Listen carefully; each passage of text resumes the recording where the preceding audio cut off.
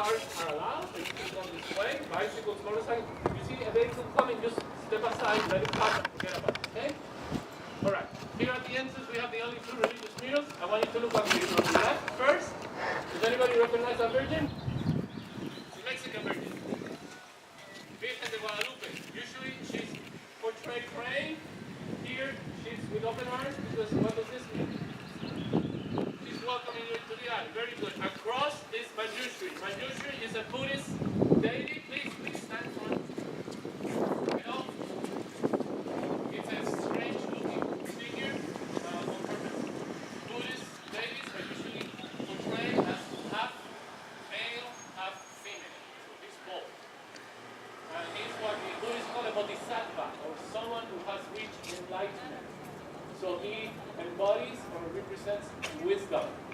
And he battles the opposite, ignorance, with a sword made of fire, and that's the flame next to his face. It's also a temple with offerings, as you can see inside. And the artist is Marta Ayala from El Salvador. Coming up on your right, you probably recognize that artist. And guess what? Do you think it was done originally with or without permission? Without, as you can see, in a hurry. It's an extensive technique that's many graffiti writers do. But, you know how long he has been there? Almost as long as mine has been there, because apparently the owner liked it and left. So he gave his permission after this. On the left, it's called Golden Age of Mexican Cinema. And you're looking here at portraits of actors and actresses, all Mexicans, and that appear in very, very old movies from the 40s and 60s. Especially that man over there, Cantinflas, is the most famous Mexican comedian of all time. Notice how the design incorporates details of the wall. The doorknob is part of the tiara, and the little window over there are the eye sockets of the sugar skull. Across, you have two of the oldest murals in the alley. The one on top with the two hippie-looking girls playing the clarinet is the oldest surviving mural in the alley, dating back to 72. And below, one that is in pretty bad shape because it was never varnished. It's one of my favorites. It was done in 2000, and it's about the dot-com boom in San Francisco. The dot-com boom was years before you guys were born. It's when the internet became available, and when the first cell phones were marketed. The first cell phones were really big, like walkie-talkies, and there was a fear that they would cause brain damage, and that's what the artist is making fun of. We in San Francisco love anti-war demonstrations, and that's what they're doing here, protesting the first Iraq war. And then you see that bunch of people riding bikes. That's a reference to Critical Mass. Ever heard of them? Critical Mass is an organization based in San Francisco, and they promote the use of bicycles. They want people instead of drive to ride bikes. And to make their point, thousands of their members on bikes meet in downtown San Francisco the last Friday of every month during rush hour. There's a chapter in Palo Alto that I know of. Okay? This is the first. Everybody looking at this one, please. Let's take a video. Someone up there is like, my video camera. Okay, guys, pay attention. This is the first of several murals about the civil wars in Central America. They were very bloody wars, especially in Nicaragua and El Salvador. Many years ago, in the 70s, 80s, and early 90s.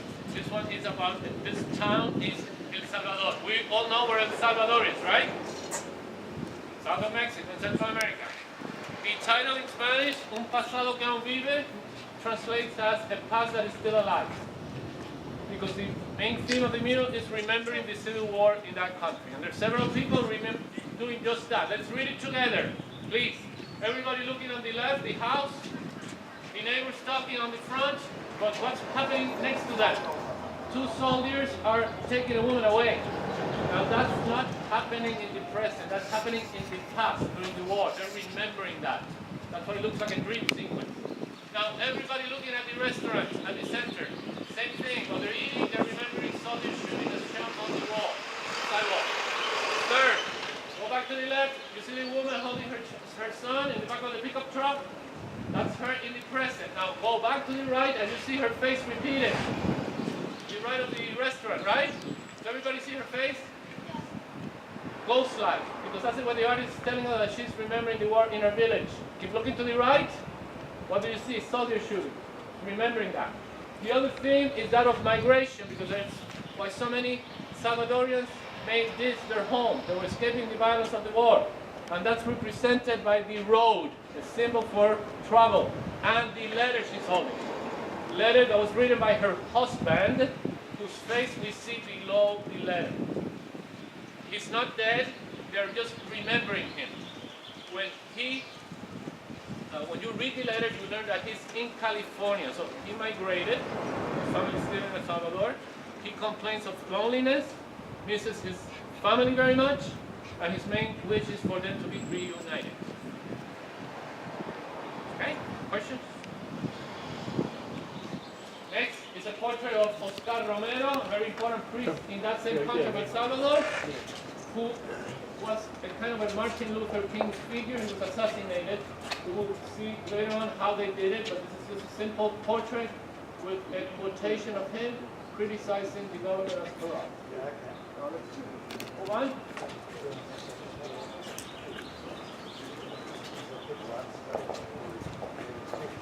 President Mural reading Latino Pride with a pachuco that the Mexicans only, that the emblem of the United Farm Workers Union.